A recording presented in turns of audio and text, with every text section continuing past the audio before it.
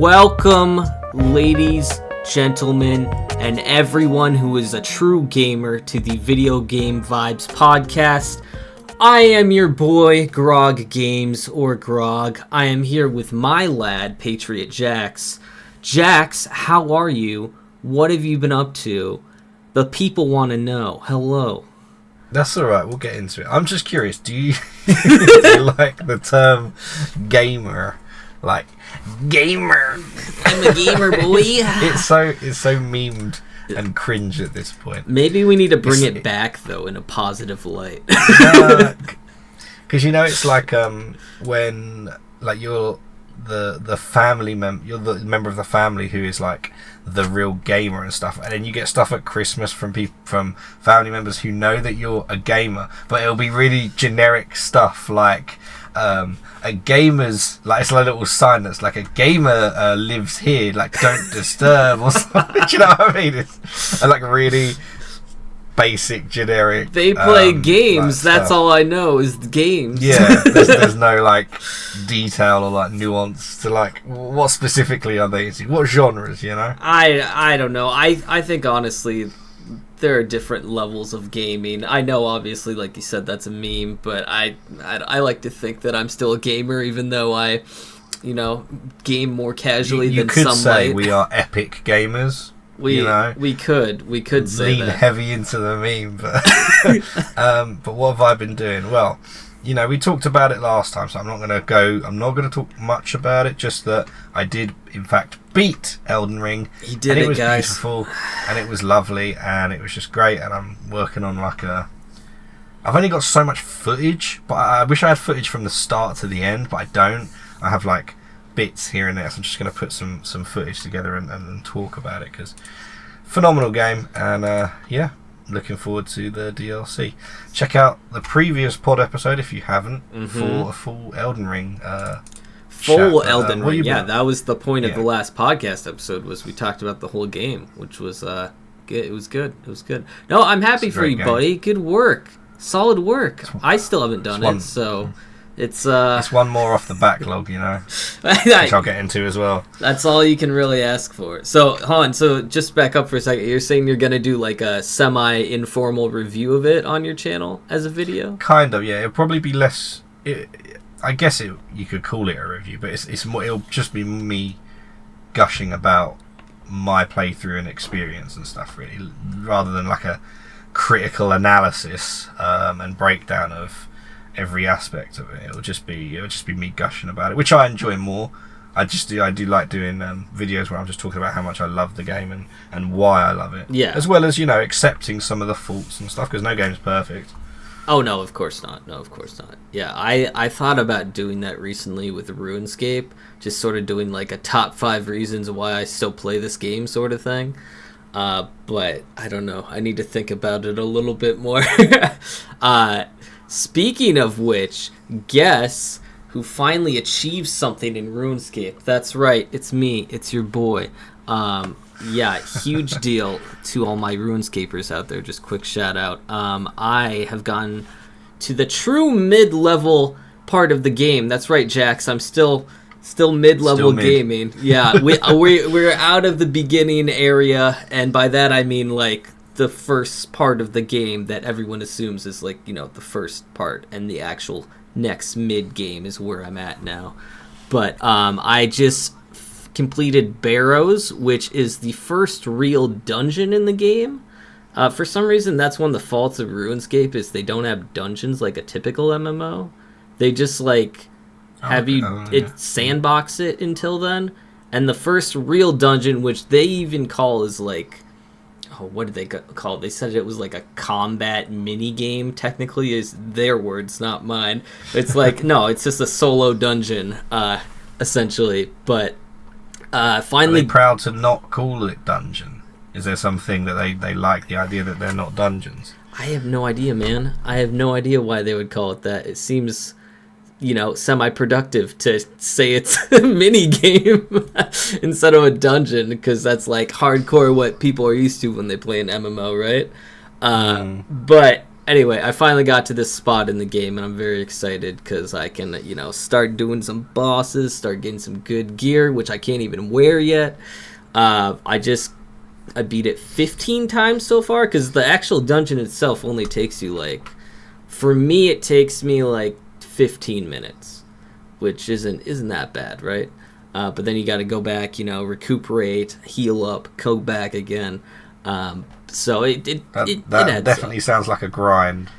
Oh, the whole game's a grind, Jax. Yeah, I mean, you knew that at least. If you know anything about RuneScape, it's definitely a grind. You have just reminded me of something. Yeah. Sort of MMO related.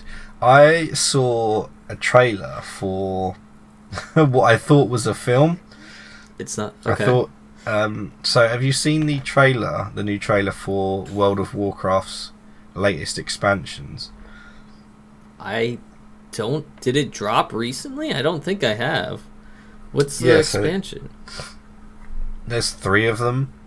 I can't remember any of their names because I have very little interest in it. I just clicked on it because I thought it was a Warcraft film, and I was looking at it and I was like, okay, yeah, this. And I was like, oh god, I know him. I know a Thrall. For you World of Warcraft people, I know Thrall. Yeah. Oh, this is cool. I was like, I don't know who the other guy is, and I was like, oh, I'm kind of excited. I could go see this, and it's 3 expansions. I'm like, oh, it's the next 3 expansions for World of Warcraft. I'm like, okay, it's just their CGI and their cinematic trailers are just next level. As much as I hate Blizzard and that, the trailers are next level. I have seen most of those, I believe. If there's a new one, I might have to look it up now. But their trailers are excellent. They're basically movie level trailers, and they have been for 15, 20 years. The War Within. What the heck? That's it. This was 3 days ago. So it dropped over the weekend at the time of recording. Wow. Yeah, I had no idea. I don't know why. I think I was a little bit busy this week, and I had a wedding and stuff. I guess I just didn't even notice. That's crazy. Not that I'm going back to World of Warcraft. I don't have time for it. Let's be honest. But that's good. That's good. They dropped 3 games. It's a trailer for the next 3 expansions. I think it's just they have that. Yeah, I think they're just telling you it's one big story split across a number of expansions. Huh. I'm gonna have to look into that. Yeah. I'm curious how deep it ties in the lore, because I thought that World of Warcraft was branching off of the lore that the book lore. In the beginning, I think maybe we had talked about this in a previous episode. The first 3 expansions were pretty specific to the lore itself, all the books and everything, and then they started going off a little bit. I thought the last few expansions, they were not even directly tied to anything, but I could be wrong. I'm not sure. I knew maybe Dragonflight was, and that was the last one, so they could be getting back into it. Who knows? But thank you for letting me know. I'm gonna have to look into that. No worries. It just reminds me because my mate at uni a long time ago convinced me to get into World of Warcraft with him, and we were sharing a house, and I think we spent it was a good year or 2 in the Frozen Throne expansion. Oh my god! For World of Warcraft, which was that was good fun just to dive into. But again, the problem is you don't commit. If you don't really commit, you're never really going to get anywhere in an MMO, and that's kind of the problem with them inherently. It's you need to, you with RuneScape, you play it very regularly. You have to commit yourself to it, and I cannot do that because we're vibing out. I'm just going to branch off into another topic that I want to talk about, and that is backlogs in general. Because I just happened to watch this video essay on backlogs. I've forgotten. I think Daryl Talks Games. I think Daryl Talks. Okay, you'll have to link it to me after our chat. I will have to link it because it's a really good sort of analysis of the psychology behind you completing your backlog. Because we all know, every time you complete a game, I just beat Elden Ring. There's 50. I say 50 is a bit strong. At least 10 more games that have come up in this year that you will add to the backlog. Yep. That you want to play. I did a quick documentation of the games that I need to complete. There are a couple of replays in here, like older games that I completed that I want to play again. But it's only actually, I thought it would be higher than this. It's only actually 86 games. I've not documented the hours it takes to complete them, and some of them are like collections, like the Master Chief Collection and stuff like that. But I think it's quite nice to just visualize like the how many games there are for you if you wanted to go through them. Yeah. And so there's 86. I probably won't complete. I reckon I won't complete less than half of them ever in my life. I honestly believe that, based on like the fact the rest of your life you have half of that list to complete. Is that the goal? It will stay in my OneDrive probably for the rest of my life, for as long as Microsoft allows me to have a OneDrive. I don't know. But you're just going to add to it over time, though, is the thing. Exactly. Of course I will. Like just to give you a few examples. It's like Slay the Spire. Yes. Ultra Kill, Warcraft 3 Reforged. Don't know why I'm doing that because I played the original, but it's on there. I never played Twilight Princess, Legend of Zelda. Need to do that. I've got every FNAF game on here except for Security Breach because I actually beat that, but I have the Security Breach Ruin DLC that I've not played. That's on there. Yeah. All of the Devil May Cries. One Assassin's Creed game, the third one, because I have 2 different copies of that, and I have played neither.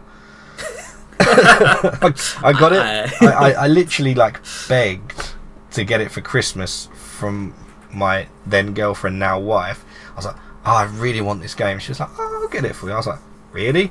And she was like, yeah. And I played like the start of it, and I just never went back. And she was always annoyed about it. And then I went and got it on the Switch like many years later. And again, it's such a slow game to start Assassin's Creed 3. So.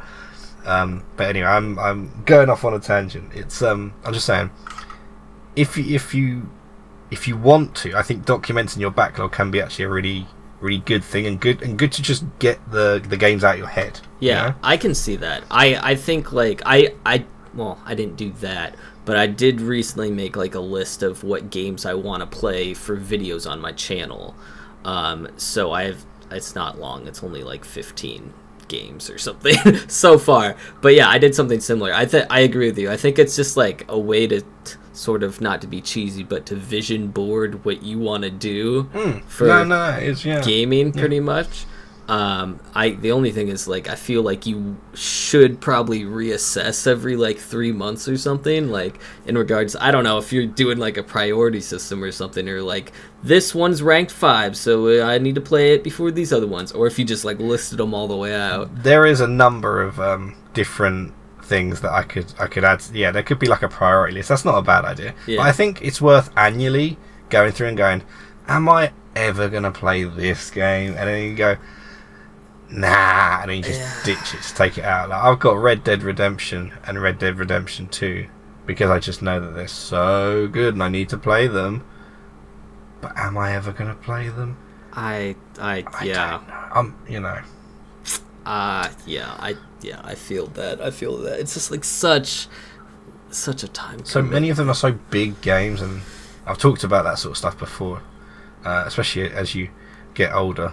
Yeah. And you have less time. That's maybe don't do a weighted system. Maybe do what you said a few minutes ago, where you like write down how long it takes you to beat it, like, you know, the generality, and then like you can switch off between like a long game and then like, oh, I know this game only takes 4 hours to beat, and then maybe that'll make you feel better about completing more games over a set period of time because you're switching it up every once in a while.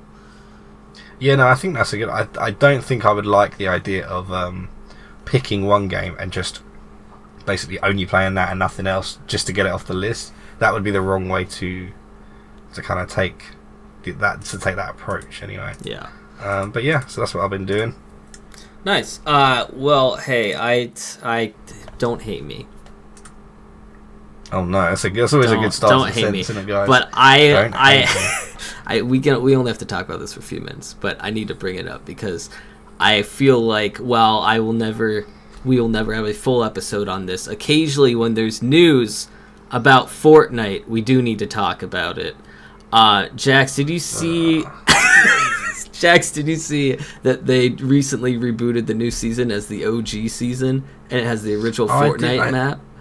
I think I saw a thumbnail So what, they've just basically gone back to the original map with tilted towers and yes, like the first map ever. And I think it's the same. I think there's a couple things that are different. Like I know, I don't even remember what it's called, but remember when you use that item and you basically teleport back in the sky, like it's a portal dimension thing. Like some of the newer stuff is still in it. But I believe like the weapon set and stuff is the original weapon set. They got like the disco ball thing where like you do that in all the original guns. So I think most of it is OG map especially. But they basically got rid of all like the extra stuff. Like you know how like when we were playing, NPCs would be walking around all the time, and then there's like cars and everything. Well, they basically like simplified it down so it's, you know, the OG, which I find very interesting for a couple of reasons. Okay. The first one, Jax, of course, is that the game came out in July of 2017, which I'll say it, it's, you know, 6 years ago. That's a significant amount of time. Is it long enough to you know, justify an OG release for nostalgia? I personally don't think so.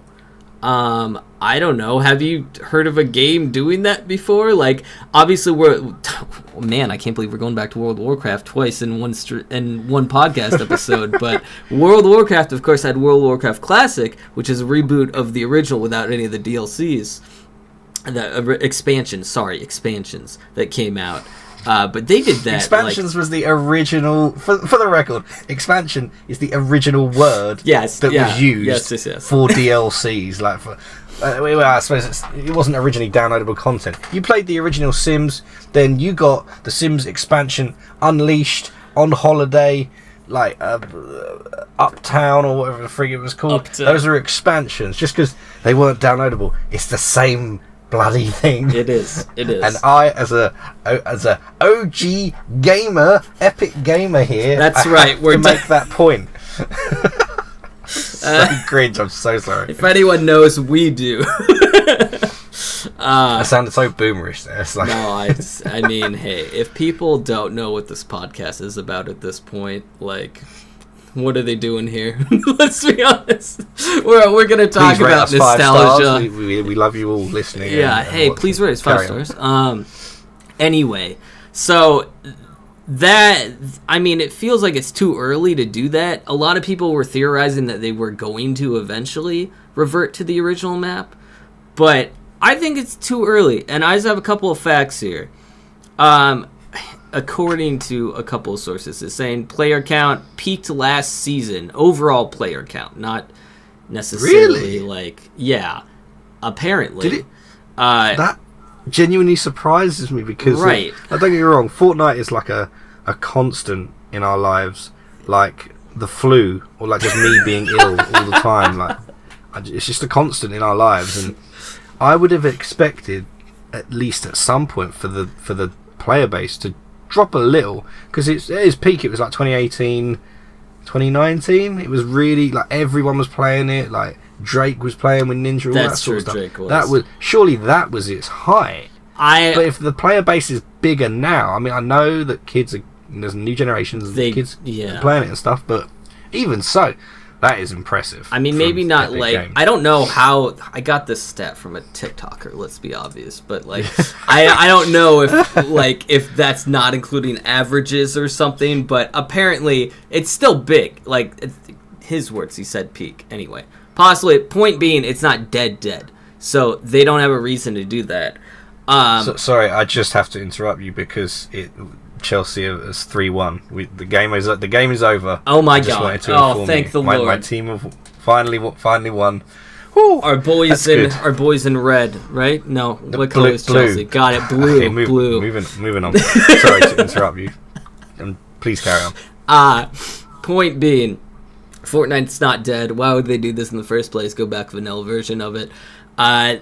There's a theory that maybe they obviously have gotten a peak of influx of people coming back to the game this season, which, by the way, is only for a month. I think that's even less time than normal for what they do for a season, but I heard that it's only a month that they're going to do the OG map. Why? Theory is that they did it as a ploy so that everyone can see what they're about to do next season, which I have no further info on that. But it's certainly an interesting theory to think that they're trying to pull people in for something big that they could possibly be doing in the future. What do you think? I mean, I think there's like two things to that. Firstly, the first thing that came to my mind when you said that was that it's lazy in my opinion. Firstly, it's a bit lazy. It is, yeah. You know what I mean? Just in general, it's like it's an easy way to get original players just to play it again. Get the boys back in the WhatsApp group, in the Discord. Get the boys back for a couple of games in Tilted Towers and whatever. But considering the amount of like money and stuff they put into that just seems a bit lazy to me. Whether it probably has some sort of far-reaching sort of prep for the next season or whatever, that would make sense. Because if it's not, and it's just like, oh, we're giving you the OG map again, like a bit of nostalgia. Oh no, I think 6 years can be a long time, especially if you were like 12, 13, growing up playing. Even though you should be at that age playing Fortnite, like that you're then 18, 19, like you would then I'm just saying it is a long time. Whether it's warranted to take you back to an original. Well, I know, but you were like, oh my god. I was saying, oh my god, we're so old that I remember when Fortnite was out, and for some people, I don't know, for some reason that triggered me when you said, imagine someone started when they were 12 and now they're 18, and my mind just went like, oh my god. PUBG was my game at that time. I enjoyed some PUBG. I do miss when PUBG was the really popular battle royale. I really do miss those. Yeah. I think honestly, it's because it's one of the few times I actually played like regularly online with people. Yeah. And like I played with some other people on Twitch, and it was just good fun, good time. Shout out to Guess79 if you're still streaming on Twitch. Yeah, no, good times. But yeah, I don't know if it's related to anything. I just it does, in my opinion, come across a bit lazy, but it does work to bring back some old fans, old players of the game, and then maybe something new can keep them around. But considering the player base is like the highest it's ever been, that's kind of surprising. Maybe that was, if you checked that, was that because of the OG map, do you think? Oh no! What I got was that from last season, not this season. Oh, okay. Okay, so it wasn't because of that. So yeah, maybe if the player base is still really high, then I don't know. I'm sure they're doing some stuff anyway. I'm not as fussed about what's going on at Epic Games though. I'll tell you what I am fussed about. If you're what are you fussed about? Little Goody 2 Shoes. Oh right, yes. The lovely little indie horror game that is the prequel. That is the prequel. It is peak prequel. It's like the Star Wars prequel. It's that good, but you only appreciate it many years after. No, so it's the prequel. It's the prequel to Pocket Mirror, and if you've never heard or played or watched a playthrough of Pocket Mirror, I implore you. It is. I still think it's one of, if not my favourite RPG Maker horror game ever. And we also did an episode on it, so. Did we? Oh my god, we did. Yeah, we did. Oh wow, okay. And yeah, the prequel Little Goody 2 Shoes sort of, I won't go into spoiler territory, but essentially shows what happens that leads to the reveal of Pocket Mirror in a sense. But this game is quite different in terms of like its not so much its style, but like gameplay and stuff. Like it's a lot about relationships, and everything's done on like a day. Like you can only see you can only go on one date with one girl, and you can't see both of them. And then the time passes, and then you've got to do work because you need to eat. Because if you don't eat, then you die, because that's just how it goes. So you need to get that bread. Huh. there's like a sanity meter because some weird stuff going on. That's what's really cool about it, is there's a real undercurrent and a theme going on behind all of like the pretty like animation and like cutesy anime girls and all that sort of stuff. Also, the freaking anime intro, like it's like a Sailor Moon like retro classic anime intro. Oh, that's awesome. It was beautiful. Like, oh my god, you have to check it out. It looked so good. They done such a freaking good job of that intro. But yeah, so it's her mom, right? it is. Okay. Yeah. So the mum, Elise, that's who you play as in this game. And obviously she's much younger and stuff, and it shows that what happens that leads to that moment. And I didn't think it would, but it quite early on basically breaks down what she needs to do. Basically, she's very poor. She was sort of orphaned. She was dropped at the door to this old lady. Unfortunately, the old lady passed, and it's just her. And she's very selfish. She's not the nicest person. She wants to be rich. She wants to live in a castle. She wants the finer things in life, as we all do. Yeah. As a child, I wish for the finest things in life.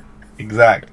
The game is all about seeing how far she will go to get those finer things in life, and then obviously that infers the storyline of Pocket Mirror. I'm really enjoying it. I've played a few hours of it. I can't believe it's the game that's brought Let's Plays back to my channel, weirdly enough. Oh, I had to do it. I've done a couple of episodes, but they're like, it's not like what it used to be, where it's like loads of memes and like 20-minute videos. It's like an hour long. So like, if you want the Let's Plays, you're gonna stick around for the watch time. Yeah. I mean, that's a good way to pad it. Some people don't like all the editing. Yeah, it just depends on preference, of course. But I mean, I'm sure someone wants to watch you play it all the way through and just see your reaction. So that's exciting. I'm excited for you doing more Let's Plays again. We'll see. But yeah.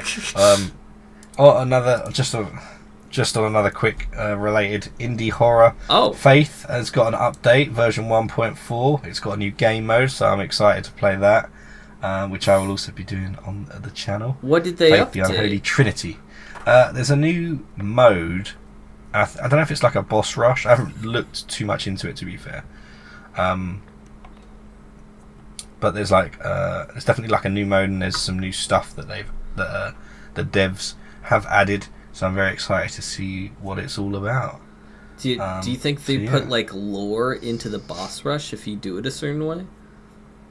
I have no idea. I hope that there's something there. But I've kind of like extensively covered that game like to death in terms of its lore and that. So I might just play it for the fun, Yeah. Gotta play it for fun. So Jax, I don't know if we've had. Well, that's not true. I was gonna say I don't know if we've tied together video games with other forms of entertainment as much, but I mean that's not true. We talk about movies and we talk about arcade and anime. Point is, this week I have anime to talk about, which relates to video games, which does not normally happen. Normally we just in the intro we're like, yo, Attack on Titan finished, by the way. Have not watched. Waiting for dub. I'm avoiding spoilers. Everyone's saying how terrible it is. It's like, is Game it really? of Thrones. Okay, I'm not even gonna bother. No, don't let the court of public opinion sway you. Just you go in with and just look forward to it. That is not what I talk about, though. What I do want to talk about is I'm watching two anime at the same time. And both of them relate to video games, and both of them are MMO related. So I'm gonna tell you about two of them. You don't watch Crunchyroll, right? Never mind. But these can both be found on Crunchyroll. I did. No. I decided to. You did? Sign up to it. The funny thing is, I decided to sign up to it, and then I heard that Amazon Prime, Crunchyroll is now included in Amazon Prime. But I checked on mine and I couldn't see it, so I don't know what's going on. Oh, well, maybe you can figure that out. But once I know that I can watch it through Prime, I will be cancelling my Crunchyroll subscription. Yeah. But yes, I've got it. So. But both of these can be found on Crunchyroll if you are interested.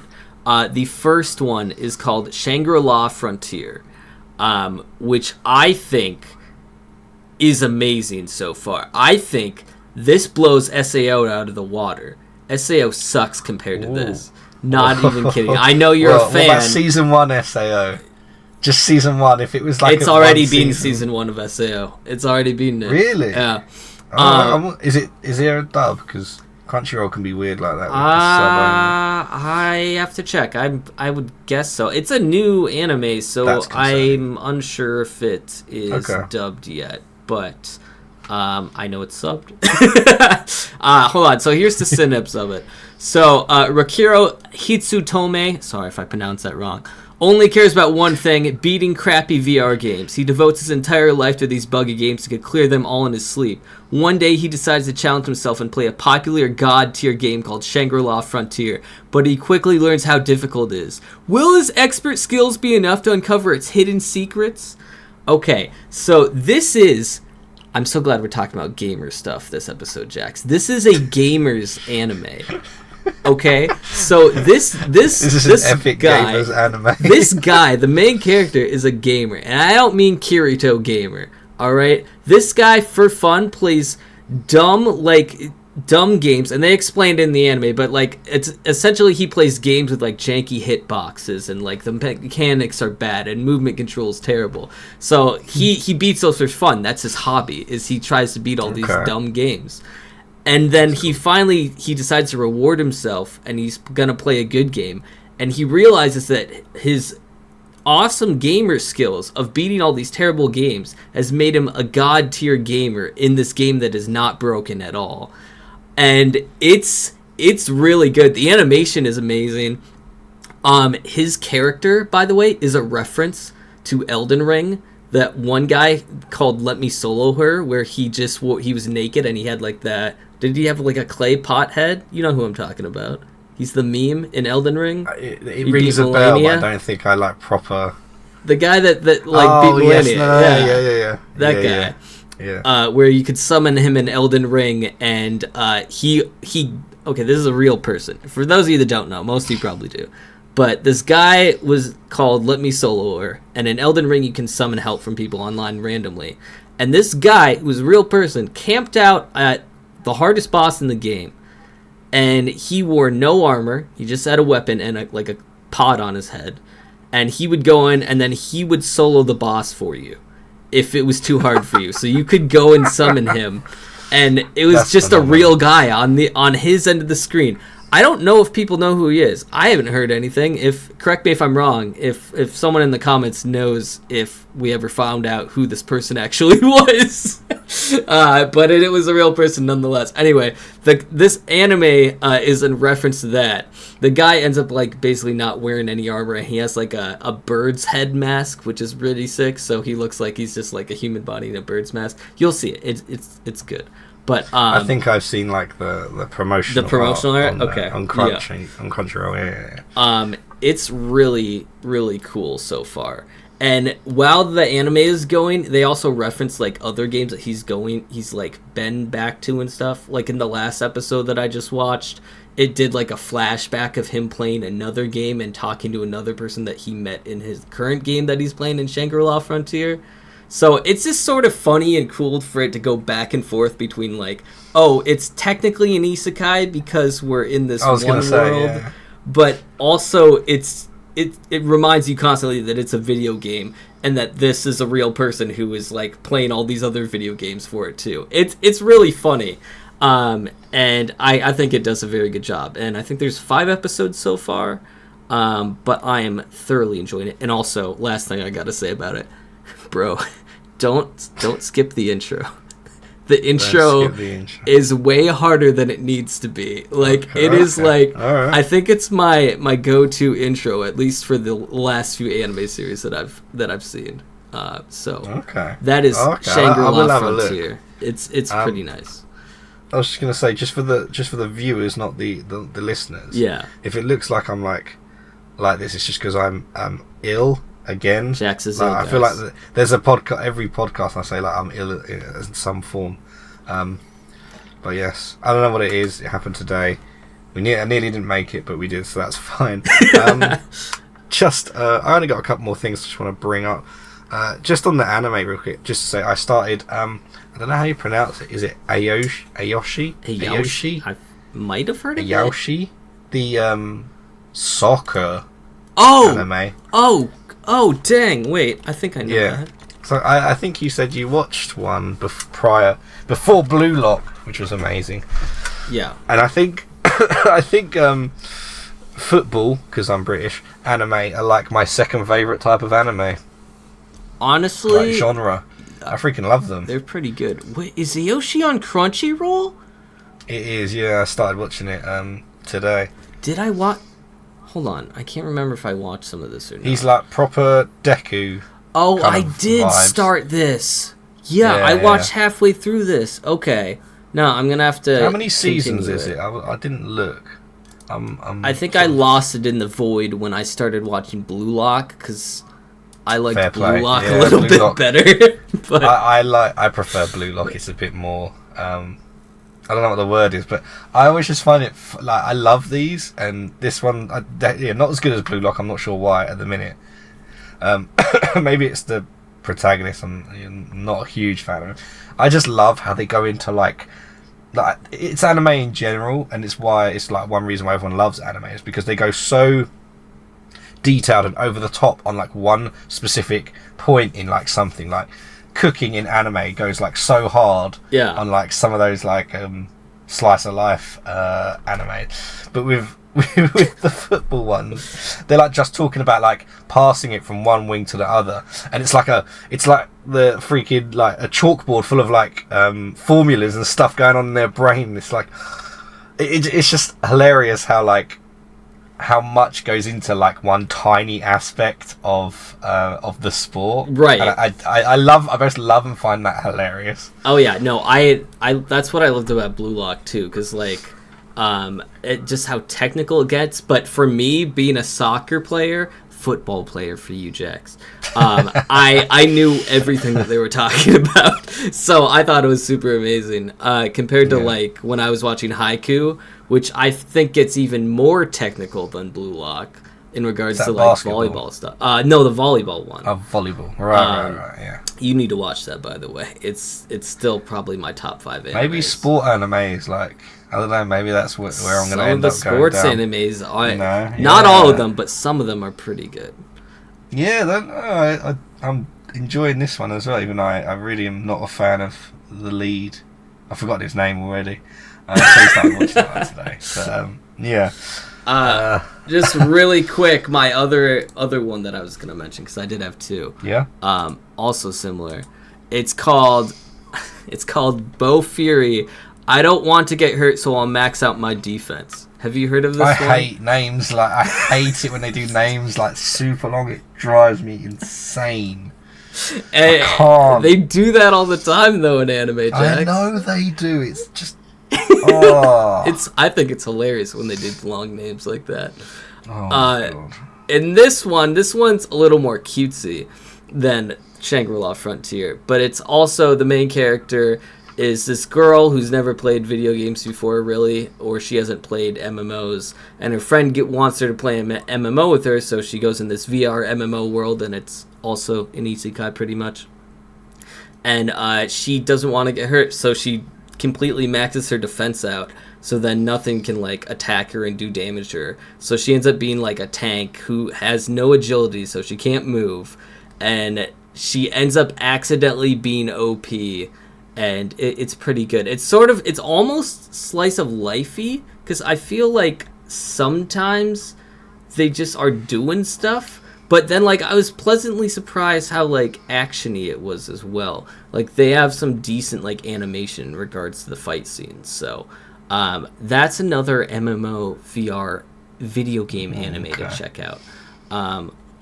Well, let me just repeat the title for you. Hold on, let me pull up my notes so I don't mess it up. Bow Fury, I don't want to get hurt, so I'll max out my defense. Also on Crunchyroll. I enjoy it so far. Everyone, and I read the comments. People thought it was awesome. So I was just looking for another anime to watch, and I've been pleasantly surprised so far. I'll just finish with one final thing. Yeah. I'm not going to talk about it for long, but the Resident Evil Remake DLC Separate Ways, where you play as Ada, is like phenomenal. Like, I genuinely think it's I think, unless I can't think of one that I've played that's better. It's the best piece of DLC, downloadable content, expansion, the best expansion that I've ever played. I don't think there's ever a better DLC that I've played. I genuinely, really, for £10/$, the content that you get and the quality and detail that they went through with it, I just thought it was like I just thought it was brilliant. And I think that the fact that it was only like £10 like sort of bumps that up. Yeah. Because don't get me wrong, I haven't played Cyberpunk Phantom Liberty or whatever, and I'm sure there's a lot more in that and stuff. But and that's like a free update, isn't it? I didn't think it was free. I thought it was 30 Okay, maybe bucks, it's not. I think. Okay, well there you go. That just helps my point. I'm gonna have to Google it quick. No, it was really epic, and Ada is awesome. Just she deserves her own game.